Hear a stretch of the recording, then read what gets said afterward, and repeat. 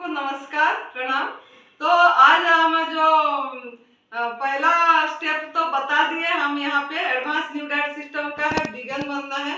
तो पूरी तरह इसके लिए शपथ, जब तक हम शपथ नहीं लेते हैं, जैसे किसी संकल्प नहीं करते हैं, हाँ संकल्प से सिद्धि, मतलब तब तक हम वीगन नहीं बन पाएंगे। जैसे जिनको भी आप मानते हैं, मतलब जिन प्रभु को या जिनको भी आपका श्रद्धा बहुत है, जिनको कसम डालने से आप कभी मतलब डिगोगे नहीं, गलत राह पे नहीं जाओगे, ऐसे आपको एक कसम लेना पड़ेगा ताकि आप पूरी तरह कर पाएंगे।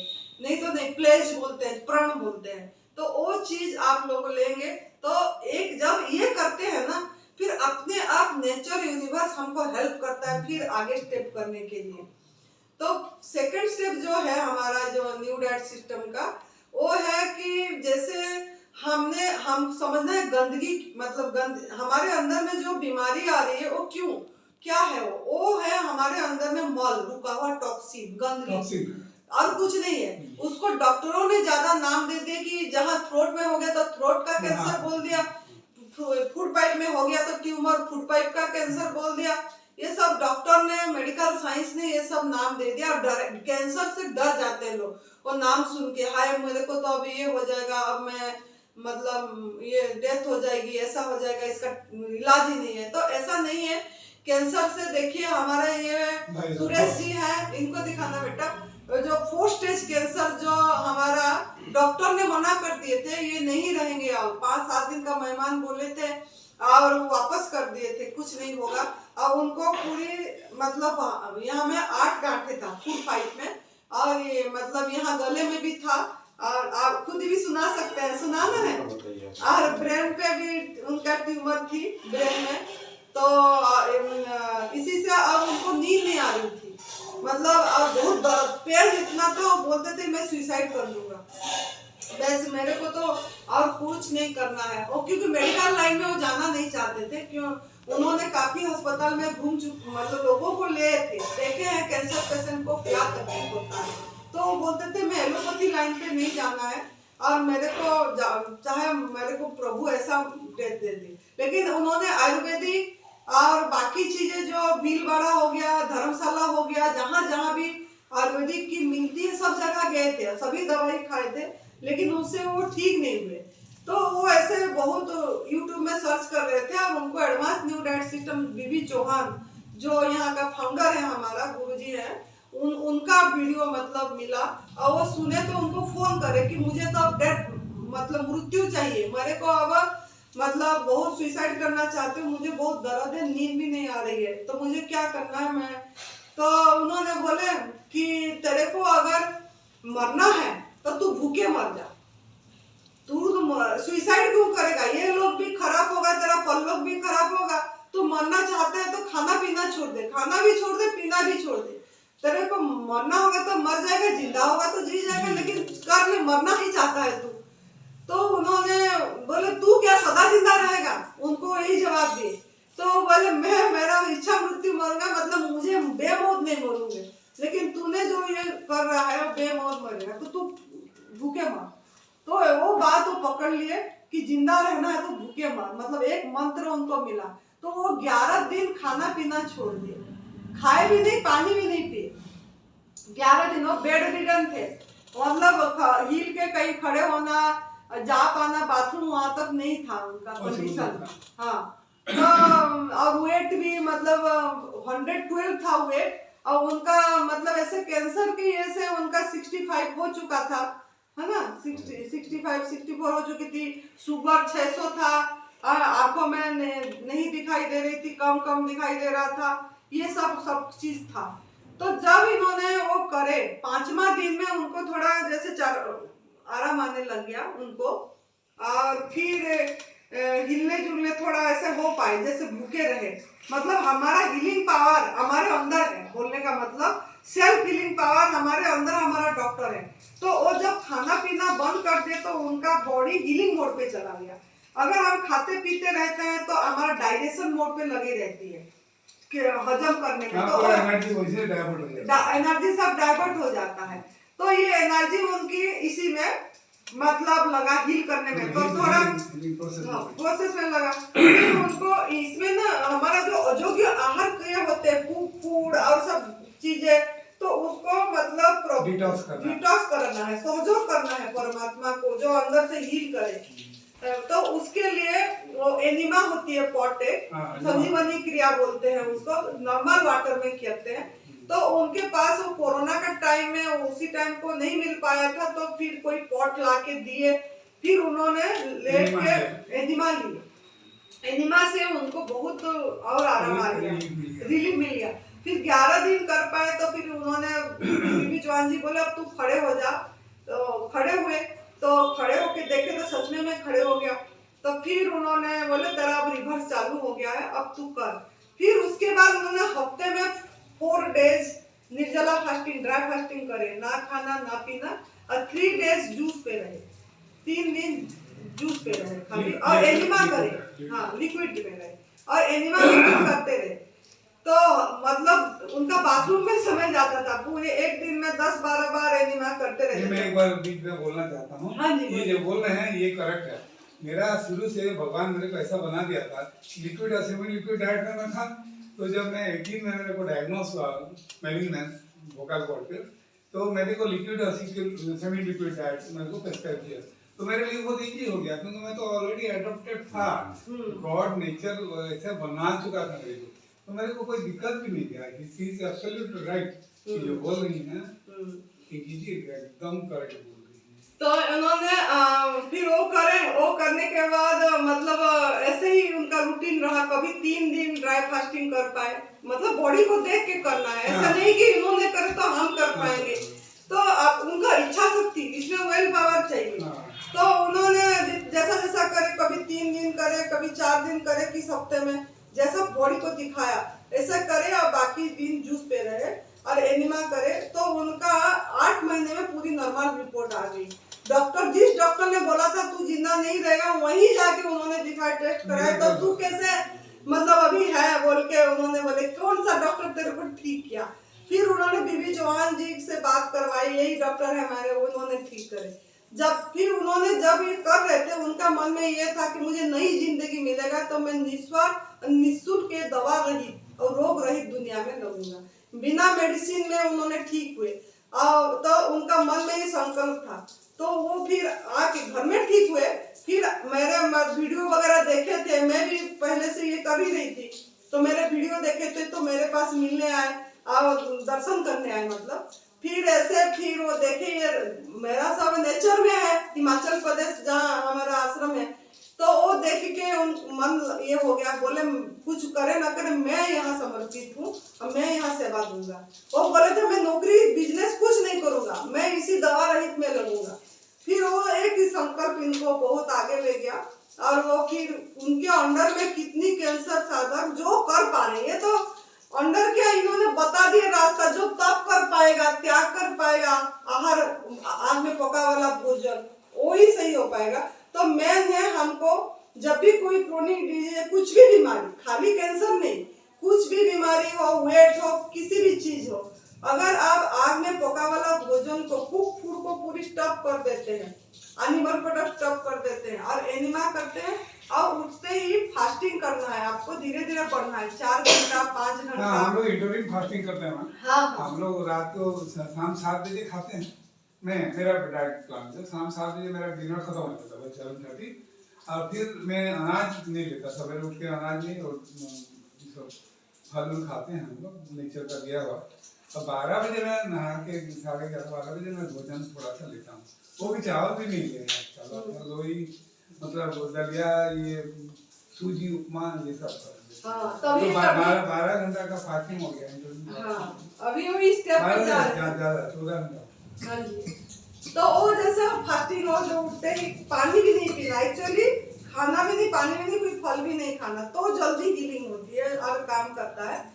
तो उसके बाद क्योंकि पहला कुछ दिन करना पड़ेगा, क्योंकि तो कैपेसिटी के हिसाब से करना है। तो इसीलिए बोल रहे हैं कि धीरे धीरे बढ़ना है, 1 घंटा 2 घंटा 3 घंटा ऐसे करके, लेकिन एक बार मनोबल हो जाने से बढ़ ही जाते हैं। तो वो करके फिर मतलब जो हम हील होने के लिए प्रभु को समय दिए, पानी भी नहीं पी के, डाइजेशन में नहीं गया हमारा, ये हीलिंग मोड पे रहा, तो उसके बाद जो उन्होंने हमारे अंदर से गंदगी निकाले, उसके लिए डिटॉक्स जूस से हमको सफाई करना है, क्योंकि हम ये हेल्प कर रहे हैं। ये सब इसीलिए हेल्प करना है, जब तक हमारे अंदर में बीमारी है तब तक हम इंटरमीडिएट फास्टिंग करना है, तब तक हमको एनिमा करना है, और तब तक हमको मतलब डिटॉक्स जूस लेना है। जब हम स्वस्थ हो जाते हैं तब उसके बाद इंटरमीडिएट फास्टिंग का मतलब कर पाएंगे तो अच्छा है, नहीं तो जब भूख लगे तब हम सही आहार, योग्य आहार, फल फ्रूट और जूस लेना। हाँ, जब भूख लगे तब। If you are hungry, if you are not hungry, don't eat. हाँ, लेकिन जब तक हम स्वस्थ नहीं हुए तब थोड़ा सा हमको तब करना पड़ेगा, क्योंकि हमने खुद ही गलती करे हैं। अयोग्य आहार, कपूर, दूध से बनी चीजें लेके, तो उसको निकालना भी हमारा, उनको हेल्प करना, सहयोग करना ड्यूटी है। तो उसके बाद डिटॉक्स जूस में जैसे ग्रीन हरी पत्ती में आंवला डाल के, अभी जैसा सर्दी के दिन में आंवला मिलता है सभी, आपके यहाँ जैसे इतनी हरा पत्ता है, कोई भी फ्रूट की पत्ते डाल सकते हैं, और पालक, पुदीना, धनिया, पीपल पत्ता, बेल पत्ता, जो भी पत्ते आपके पास है, जो पशु खाते हैं, दूध नहीं निकलता है जो पत्ते से, वो पत्ते आप डाल सकते हैं। और साथ में आंवला, अदरक डाल के, थोड़ा पानी डाल के, पीस के निचोड़ के, वो आपको पहला जूस, वो वाला जूस लेना है, ग्रीन जूस।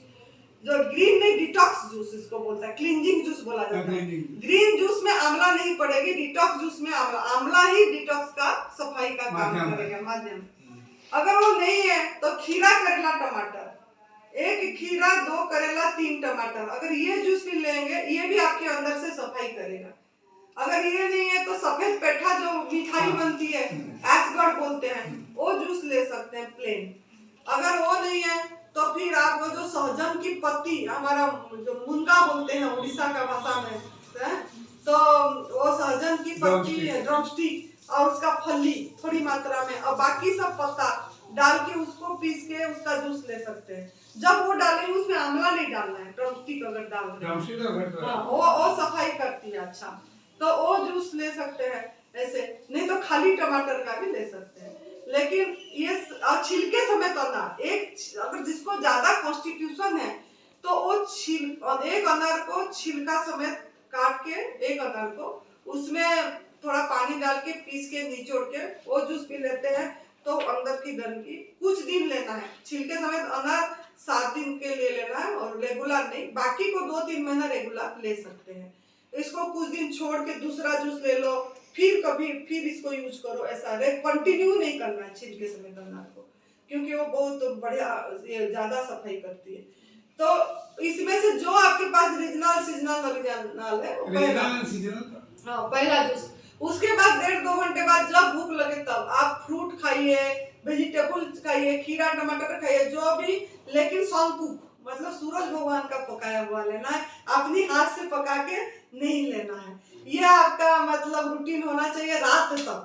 एक्चुअली अनाज क्यों नहीं खाना है, अनाज भी एक पंछी का आहार है, उसका देखो चोंच लंबा होती है पंछी की। अनाज जो भी खा रहे हैं हम, दलिया खा रहे हैं या पोहा खा रहे हैं, वो हमको देखो, हमको कितना प्रोसेस करना पड़ता है। ऐसे साबुत देने से हम नहीं खा पाएंगे, उसको क्रश कर रहे हैं, आटा बनाना है तो भी उसको भी प्रोसेस कर रहे हैं, फिर गूंद रहे हैं, फिर उसको रोटी, तब जाके हम खा पा रहे हैं।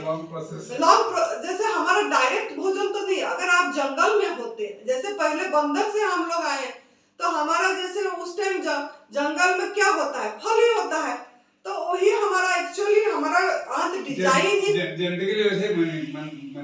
हाँ, डिजाइन ही फ्रूट के लिए हुआ है, लेकिन हम उसको अलग तरीके से मॉडिफाई करते हैं। मतलब जैसे जैसे हमको बताया गया, खिलाया गया, हम उस संस्कार में चले गए।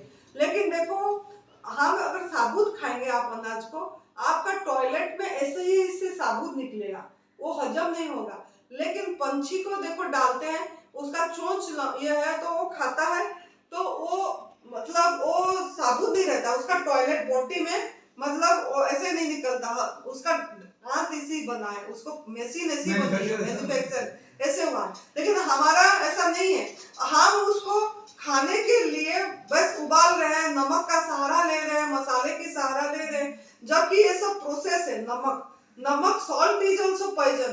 चाहे कोई भी सॉल्ट हो, सिंधा नमक, काला नमक, कुछ भी, क्योंकि वो भी हमको हमारे अंदर देखो सॉल्ट भी के बारे में इसीलिए बोल रहे हो, जैसे हमने कुछ भी अचार बनाते हैं तो अच्छे से नमक डालो नहीं तो खराब हो जाएगा, बोलते हैं जैसे प्रिजर्वेटिव की जैसे यूज करते हैं। फिर पानी में कितना नमक डाल के पोछा लगाते हैं, या वेजिटेबल्स लाते थे जब कोरोना के टाइम में भी पानी में नमक डाल दो और रखो कुछ समय, फिर कि उसमें कुछ होगा तो स्प्रे ये सब चीज निकल जाएगी। यही तो नमक कितना जार है। पहले हमारे इधर गेंडा बोलते थे और स्नेल बोलते हैं, उसके ऊपर भी नमक डाल देते तो मर जाता था जब वो वेजिटेबल्स पेड़ पौधे में लग जाता था बारिश के टाइम में। तो इतना वो पॉइजन है, लेकिन हम फिर भी उसको समझ नहीं पाते हैं। पूरी दिन में थोड़ा थोड़ा करके हमारे अंदर में कितनी पॉइजन जहर जाता है, तो हम उसको नहीं समझ पा रहे हैं। और अगर आपको एक कटोरी में 1 चम्मच भी नमक देंगे कि ऐसे ही खा लो, तब भी आप नहीं खा पाएंगे वो नमक। बोलेंगे अरे ऐसे कैसे खाएंगे, थोड़ी सी नमक तो खा पाएंगे, ज्यादा थोड़ी ना खा पाएंगे। तो जो चीज कटोरी भर भर के नहीं खा पा रहे हैं वो आपका आहार नहीं है। बिना आग में चढ़ा, हम जब कुक फूड खाते हैं कितने सारे चीजें उसमें डालते हैं, तेल डालते हैं, नमक डालते हैं, हल्दी डालते हैं, मसाला डालते हैं, मिर्ची डालते हैं, तड़का के लिए और कुछ डालते हैं, इतने सारे की मिलावट करके फिर जाके हम ले रहे हैं। तो हमारे अंदर में कैसे हजम होगा? हमारा प्रोसेस ऐसे वो निकालना चाहता है बॉडी, लेकिन निकाल नहीं पाते। जब नहीं निकल पाते टॉक्सिन जमा हो जाती है, फिर कुछ ना कुछ बीमारी हो जाती है। तो ये भी प्रोसेस चीज हमारा आहार नहीं है, तो इसको भी जितना हो सके अवॉइड करना है। और शाम को अगर आपको कभी मतलब जैसे आप लोग खाते हैं, अगर नहीं छोड़ पा रहे हैं तो शाम को आप खाइए, मतलब लेकिन वो बिना नमक भी खा के देखिए, आपको तब पता लग जाएगा अरे सच में अगर खाना भी ये नहीं छूट रहा है, आप बिना नमक का खाइए, आपको खुद को पता लग जाएगा अरे इसमें तो कुछ टेस्ट ही नहीं है, फिर आप कुक फूड भी नहीं खा पाएंगे। लेकिन दिन में नहीं खाना है कोई भी कुक फूड, क्योंकि वो भारी होता है, हजम करने में बहुत समय लगता है। अनाज को डाइजेस्ट करने में 16 आवर्स लगती है, मैदा को 65 आवर्स लगती है, ये सब चीजें।